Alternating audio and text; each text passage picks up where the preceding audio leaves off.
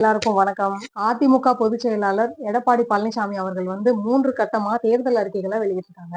3 கட்டமா அறிவிச்ச எல்லா அறிக்கைகளையும் ஒரே வீடியோல நான் உங்களுக்கு சொல்ல போறேன். இதுல எல்லாமே எனக்கு தெரிஞ்சு சில திட்டங்கள் வந்து ரொம்பவே பிரயோஜனமா இருந்துச்சு. சில திட்டங்களை பார்க்கும்போது இதுக்கெல்லாம் கவர்மெண்ட் கிட்ட ஃபண்ட் இருக்கா அப்படிங்கிற ஒரு கொஸ்டின் தான் வருது. பார்க்கலாம் என்னென்ன தேர்தலில் அறிவிச்சிருக்காரு அப்படிங்கிறத வீடியோ ஸ்கிப் பண்ணாம முழுசா பாருங்க. ஒரு சின்ன விஷயம் தான், நான் போடுற எஃபர்ட்டுக்கு ஒரு சின்ன விஷயம் தான். சப்ஸ்கிரைப் பண்ணுங்க நம்ம சேனலை.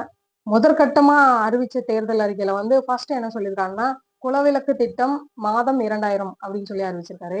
இதுல என்னன்னா, இப்ப ஆல்ரெடி பெண்களுக்கு மாசம் 1000 ரூபாய் அப்படின்னு சொல்லிட்டு கொடுக்குறாங்க இல்லையா, 2000 ரூபாயா உயர்த்தி கொடுக்கப்படும் அப்படின்னு சொல்லியிருக்காரு. இது வந்து குடும்ப தலைவியோட அக்கௌண்ட்ல போடப்படும் அப்படின்னு சொல்லியிருக்காரு. 2வது அறிக்கை என்னன்னா, ஆண்களுக்கும் மகளிருக்கும் கட்டணமில்லா பேருந்து பயணம் திட்டம். எல்லாருக்கும் மகளிருக்கு வந்து பிங்க் பஸ் அப்படின்னு சொல்லிட்டு ஒரு திட்டம் அறிவிச்சிருக்காங்க இல்லையா, அந்த திட்டத்தை தான் இவங்க ஆண்களுக்கும் இலவசமான, ஆண்களுக்கும் கட்டணம் இல்லாத ஒரு பயணமா அறிவிச்சிருக்காங்க. நான் என்ன யோசிச்சேன்னா, கவர்மெண்ட் வந்து ஒரு போக்குவரத்தை நடத்தணும் அப்படின்னா அதுக்கு தேவையான ஃபண்டு வேணும். பஸ் ஒரு ரிப்பேர் வரும், ஒரு புது பஸ் வாங்க வேண்டியது வரும், ஓட்டுநர் நடத்துனர் எல்லாருக்கும் அதுல வந்து அந்த டிபார்ட்மெண்ட்ல வேலை செய்யற எல்லாருக்கும் சம்பளம் கொடுக்கணும். எல்லாத்துக்கும் இந்த மாதிரி ஃப்ரீ அப்படின்னு சொல்லிட்டீங்கன்னா பெட்ரோல் விலை ஏறிட்டு இருக்கு, எப்படி என்ன ஒரு டீசல் விலை ஏறிட்டு இருக்கு, எப்படி இந்த கவர்மெண்ட்டை நடத்த முடியும் அப்படின்னு எனக்கு ஒரு சின்ன டவுட் வந்துச்சு. அதுக்கப்புறம் வந்து இது வந்து ஆக்சுவலா ரொம்ப யூஸ்ஃபுல்லான ஒரு திட்டம் தான். 3வது வந்து அம்மா இல்லம் திட்டம்.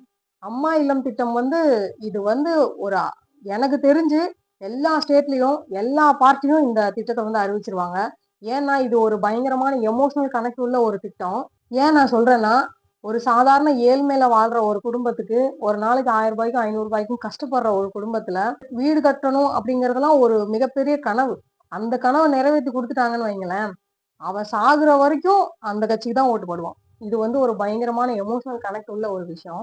வந்து இந்த 4வது திட்டம் என்னன்னா 100 நாள் வேலைவாய்ப்பு திட்டம்.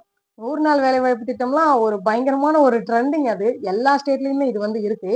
இது மத்திய அரசால கொண்டு வரப்பட்டுச்சு. மத்திய அரசு வந்து இப்ப என்ன அறிவிச்சிருக்காங்கன்னா, 125 நாளா உயர்த்தி கொடுக்கப்படும் அப்படின்னு சொல்லியிருக்காரு. ஆனா நம்ம எடப்பாடி ஐயா என்ன சொல்லியிருக்காருன்னா, 150 நாளா உயர்த்தி கொடுக்கப்படும் அப்படின்னு சொல்லியிருக்காரு.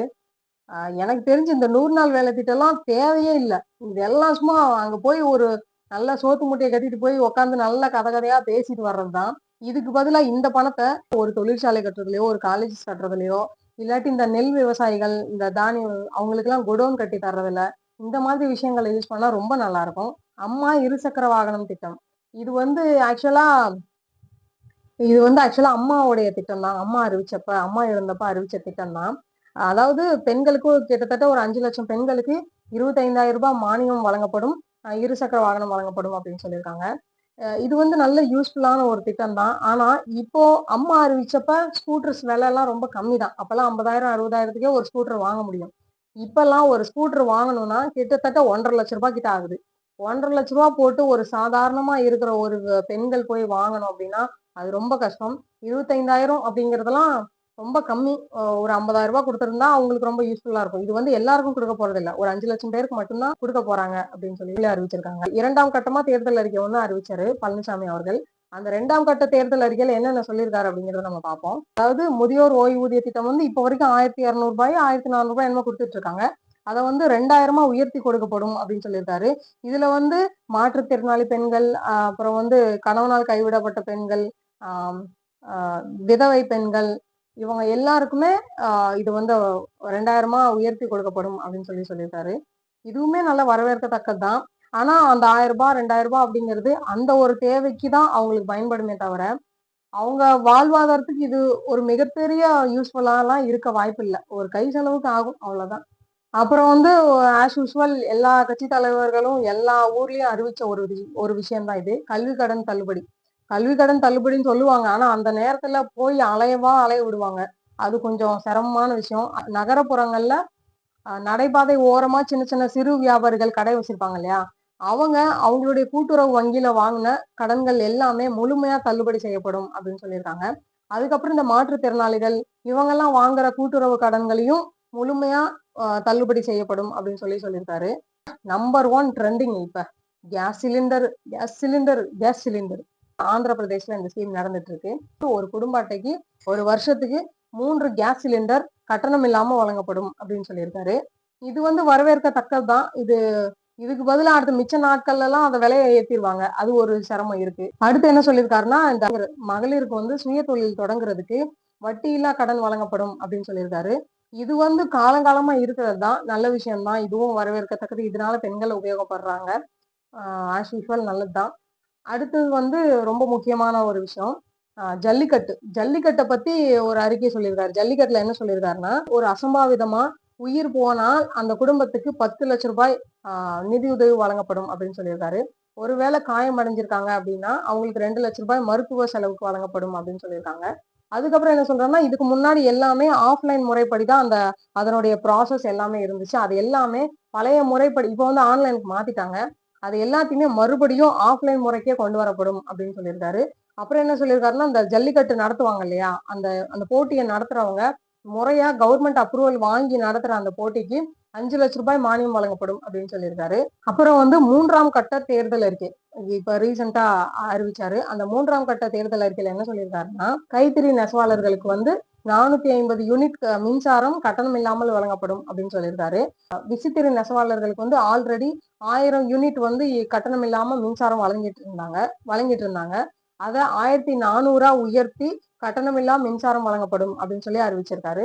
ரீசெண்டா கொஞ்சம் எல்லாரும் ஒரு விவாதமா எடுத்து பேசிட்டு இருக்கிற ஒரு விஷயம் என்னன்னா, கருணை தொகையா ஒரு குடும்ப அட்டைக்கு 10,000 வழங்கப்படும் அப்படின்னு சொல்லியிருக்காங்க. எல்லாரும் இதை ஒவ்வொரு வருஷமும் கொடுப்பாங்களா அப்படின்லாம் கேட்டுட்டு இருந்தாங்க. அப்படிலாம் கொடுக்க மாட்டாங்க. ஒரு முறை தான் கொடுப்பாரு அவரு. வந்து இந்த +2 முடிச்சுட்டு இன்டர் முடிச்சுட்டு அவங்க வந்து வேலைக்காக வெயிட் பண்ணிட்டு கவர்மெண்ட்ல என்ரோல் பண்ணிட்டு வெயிட் பண்ணிட்டு இருப்பாங்க. அவங்களுக்கு வந்து ஒவ்வொரு மாசமும் 2,000 ரூபாய் அவங்களுக்கு உதவித்தொகை வழங்கப்படும் அப்படின்னு சொல்லி அறிவிச்சிருக்காரு. இதுவுமே கொஞ்சம் பயனுள்ளது தான். இதுக்கு பதில் அவங்களுக்கு ஒரு வேலை வாய்ப்பை ஏற்படுத்தி கொடுக்கறது இன்னுமே ரொம்ப யூஸ்ஃபுல்லா இருக்கும். ஆஸ் யூஷுவல் நார்மல் பொங்கல் தொகுப்புடன் ஆண்டுதோறும் 1000 ரூபாய் வழங்கப்படும் ஒரு குடும்ப அட்டைக்கு அப்படின்னு சொல்லியிருக்காரு. 1000 ரூபாய் பொங்கல் தொகை. நம்ம ஸ்டாலின் ஐயெல்லாம் 3000 ரூபாய் கொடுத்தாரு. இவர் 1000 ரூபாய் தான் கொடுக்குறேன்றாரு. பார்க்கலாம். எனக்கு தெரிஞ்ச அளவுக்கு நான் நோட் பண்ணி எல்லா விஷயத்தையும் நான் கவர் பண்ணிருக்கேன். ஒருவேளை எதையாவது ஒரு ஸ்கீமை நான் மிஸ் பண்ணியிருந்தா கமெண்ட்ல சொல்லிட்டு போங்க. ஒரு சமூக உணர்வோட நம்ம யோசிச்சு பாக்குறோம்னா, இந்த வாரி வழங்குறது எல்லாமே, இந்த கட்டணம் இல்லாம அதை தர்றது இதை தர்றது, இது எல்லாமே மக்கள் பார்த்துட்டாங்க. என்ன பொறுத்தவரை நம்ம தமிழ்நாடை உயர்த்தணும் அப்படின்னு தான் ஒரு எண்ணம் இருக்கணும். நம்ம ஊர்ல எத்தனையோ இடங்கள்ல ரோடு ஃபுல்லா குப்பைகள் கிடக்கு. அந்த குப்பைகளை நல்லா சுத்தம் பண்ணணும். ரோடெல்லாம் குண்டும் குழியுமா இருக்கு. ரோடை நல்லா போடணும். எங்க பிரிட்ஜ் எல்லாம் தேவையோ பாலங்கள் கட்டணும். அதுவும் இல்லாம இதுக்கு முன்னாடி எடப்பாடி அவர்கள் இருக்கும்போதெல்லாம் 11 மெடிக்கல் காலேஜ் என்னமோ கட்டினாரு. அந்த மாதிரி நல்ல மெடிக்கல் காலேஜஸ், இன்ஜினியரிங் காலேஜஸ் அந்த மாதிரி கவர்மெண்ட்ல கட்டும்போது அது வந்து எல்லாருக்குமே உபயோகப்படும். இப்ப நாளைய தலைமுறைக்கு ரொம்ப உபயோகமா இருக்கும். அந்த ஒரு விஷயங்கள்ல ஃபோக்கஸ் பண்றது ரொம்ப நல்லது. அடுத்து என்னன்னா, நிறைய தொழிற்சாலைகள், எங்கெங்கெல்லாம் தொழிற்சாலைகள் நம்ம ஊர்ல கொண்டு வர முடியுமோ அங்கங்கெல்லாம் தொழிற்சாலைகள் கொண்டு வந்தா அது ரொம்பவே உபயோகமா இருக்கும். அப்புறம் வந்து இந்த விவசாயிகளுக்கு வந்து இந்த நெல் மூட்டைகள் இதெல்லாமே மழையில நனைஞ்சு அந்த மாதிரி எல்லாம் ஒரு மாதிரி ஊறி போய் செடியா முளைச்சிருது. அந்த மாதிரி விஷயங்களுக்கு ஒரு சேஃப்டி கொடுக்குற மாதிரி ஒரு கவர்மெண்ட் குடோன் கட்டலாம். விற்பனை பண்ணும்போது அடிமட்ட ரேட்டு கேட்டு வாங்குறத விட கொஞ்சம் விலை உயர்வா கொடுக்கலாம் அவங்க. அதுக்கு அனுமதிக்கலாம். இந்த மாதிரி விஷயங்கள் நிறைய இருக்கு. விவசாயிகளுக்கு, மீனவர்களுக்கு, அப்புறம் வந்து இந்த நெசவாளர் தொழில் பண்றவங்களுக்கு, இவங்களுக்கு எல்லாம் கொஞ்சம் முக்கியத்துவம் கொடுத்து அவங்களுடைய தொழில் வந்து ரொம்ப அவங்களுடைய தொழில்கள் வந்து மேலும் டெவலப் ஆகுற மாதிரி ஏதாவது ஒரு விஷயங்கள் பண்ணலாம். அடுத்த ஸ்டேட்டோட போட்டி போட்டு நம்ம ஸ்டேட்டை எப்படி உயர்த்தணும் அப்படின்னு யோசிக்கலாம். அது மட்டும் இல்லாம எல்லா நாடுகள்லயும் இந்த 1000 ரூபாய் கொடுத்து 2000 ரூபாய் கொடுத்து அதெல்லாம் ஒரு டெம்பரவரி ரிலீஃபா தான் இருக்கும். ஒரு பர்மனன்ட் ரிலீஃப் கொடுத்தா மட்டும்தான் மக்கள் வந்து ஆழமா மனசுல அவங்கள வச்சுப்பாங்க. ஸோ டெம்பரவரி ரிலீஃப் கொடுக்கறத விட ஒரு பர்மனன்ட் ரிலீஃப் கொடுக்கறது தான் ரொம்ப ரொம்ப நல்ல விஷயமா இருக்கும். நீங்க என்ன நினைக்கிறீங்க? நான் எனக்கு தெரிஞ்ச விஷயங்களை நான் உங்களுக்கு ஷேர் பண்ணிருக்கேன். நம்ம வீடியோ பார்த்துட்டு இருக்கீங்கன்னா நம்ம சேனலை சப்ஸ்கிரைப் பண்ணிக்கோங்க.